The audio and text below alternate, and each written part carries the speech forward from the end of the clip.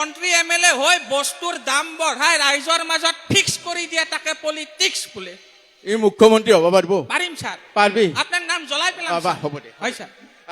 এতিয়া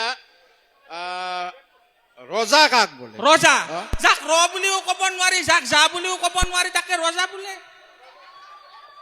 মন্ত্ৰী কাক বোলে? মন্ত্ৰী মানে যিবিলাক মতা মানুহৰ মন বেলেগত তিৰিৰ আঁচনিৰ ওপৰত থাকে তাকে মন্ত্ৰী বোলে। সাংঘাতিক কথা কৈছে এইটো। হয় না ছাৰ? পাৰিম ছাৰ। আপোনাৰ নাম জ্বলাই পেলাম ছাৰ। এটা কাম কৰো, কি এই পঢ়িব গেলে ৰচনা এখন লাগে। ৰচনা পুৰা মুখস্থ কৰিছো ছাৰ। আচ্ছা এখন ৰচনা কচোন তই। ৰচনা তই হেৰি কৰ, গৰুৰ বিষয়ে ক। গৰু ছাৰ। ছাৰ গৰু এবিধ চাৰিঠেঙীয়া পোহনীয়া জন্তু। হয়।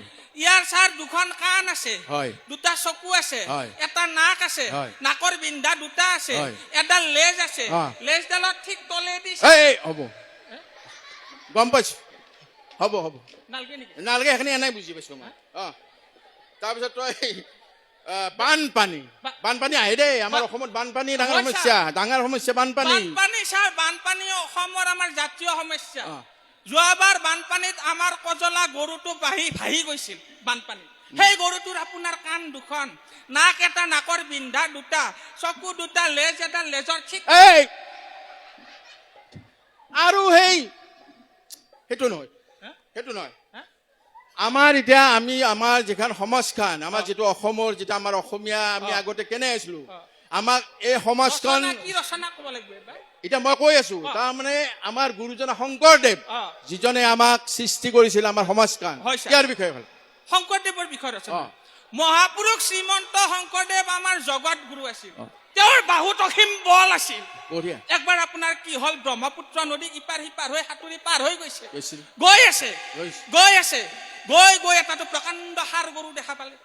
সেই ষাঁড় গৰুটোৰ আপোনাৰ কাণ দুখন, নাক এটা, নাকৰ বিন্ধা দুটা, চকু দুটা, সেই গৰুটোৰ লেজ এটা, লেজৰ ঠিক। সেইটোৰ বাহিৰে বেলেগ নাজানা নেকি তই? কেৱল লেজত তলক লাগি যাবি, গৰুতে পৰে ছাৰ।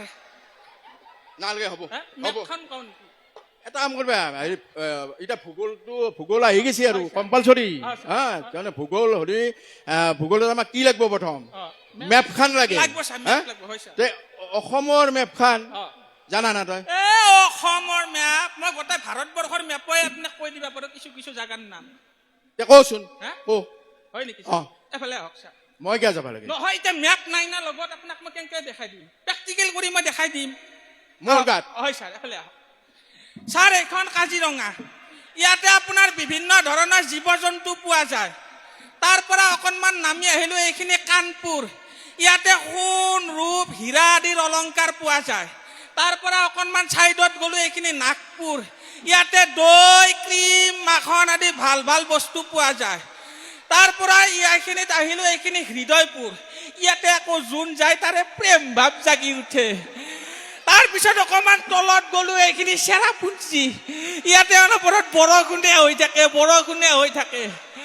এইখন আপোনাৰ উত্তৰ প্ৰদেশৰ পাটনা, এইখন উত্তৰ গুৱাহাটী, এইখন দক্ষিণ গুৱাহাটী, মাজেদি ব্ৰহ্মপুত্ৰ ছাৰ। মান সন্মান, মই এটা ইমান ভাল শিক্ষক আছো, চব শেষ কৰি দিলি তই। এতিয়া মায়েৰে আছে নে? আছে নে? কিবা স্পেচিয়েল বানাইছে নে? কিবা স্পেচিয়েল কিবা বানাইছে নে? খাবা পাম আজি? এতিয়া কি কবি তই তোৰ নিজৰ মতে? তোৰ নিজৰ মতে তিনিবিধ কি কওঁ তোৰ খানাৰ নাম। খানা খাই তই ভাল পাই না? তিনিবিধ খানা ছাৰ, চিৰিয়াখানা, পায়খানা আৰু ডাক্তৰখানা ছাৰ। এতিয়া যি খাই থাকক। তই যা, হ'ব বুজছা? তই এই 3 দিন মান আহিবা নালাগে। আজি মই কিবাকে মাৰি আছে না, ফিজ দিব না আজি? মোৰ আজি নেদে দিয়ক ছাৰ। কেনা দিব? অৰুণোদয়ৰ পইচা সোমালি দিব। ফিজতো অৰুণোদয়? ভগৱান, তই এবাৰ কোন ক্লাছ পালি ময়ো গম পোৱা নাই। তেতিয়া ছাৰ মই মানে কি ছাৰ, ছাৰহঁতে মোক তাৰ মানে বিৰাট ভাল কাৰণে মোক তাৰ পাছ কৰিব দিয়া নাই। ছাৰহঁতে মোৰ প্ৰতি বিৰাট মৰম। বঢ়িয়া, ইয়াৰ কাৰণে এটা হাততালি দিয়ক। ই আমাৰ তাৰমানে নাম ৰাখিব যেনক ইতিমধ্যে বহুত শিল্পীয়ে ৰৈ আছে আপোনাক কেনেকুৱা লাগিছে এটা হাত তালিৰে ভাল পাম